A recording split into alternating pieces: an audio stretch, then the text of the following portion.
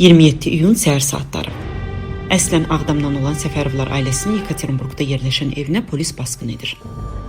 Evə daxil olan maskalı və silahlı şəxslər qapını zorla açır. Ailə üzvləri otaqlarda yerə uzadılır və müxtəlif vasitələrlə döyülürlər. Bunlar son günlər mətbuatda yer alan Rusiyanın Yekaterinburq şəhərində baş vermiş polis əməliyyatı zamanı saxlanılan Səfərovlar ailəsinin başına gələnlərdir.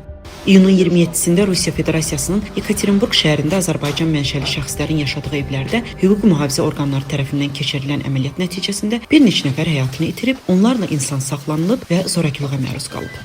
Yekaterinburqda iyunun 27-sində döyülərək öldürülən Azərbaycanlı Ziyəddin və Hüseyn Səfərovların cənazələrinin təhvil verilməsi prosesinə başlanılıb. Saxlanılanlardan biri Vüqar Səfərov yaşadığı anları belə təsvir edib. Qardaşımla birlikdə polis maşınına mindirildik. Yolda bizi palçıq yeməyə məcbur etdilər. Etiraz etdiyimiz üçünsə döyüldük. Onun sözlərinə görə ürək problemi olan atası elektroşoka məruz qalıb. Vəziyyəti nəzərə alınmadan dəfələrlə elektrik cərəyanı tətbiq edilib. Azərbaycan Xarici İşlər Nazirliyi hadisədən dərhal sonra bəyanat verərək Rusiya tərəfdən təcili və şəffaf istintaq aparılmasını, məsul şəxslərin cəzalandırılmasını tələb edib. Daha sonra polisin Sputnik Azərbaycan Agentliyinin ofisində keçirdiyi əməliyyat zamanı Rusiyanın Federal Təhlükəsizlik Xidmətinin bu agentlikdə çalışan 2 əməkdaşının saxlandığını bildirib.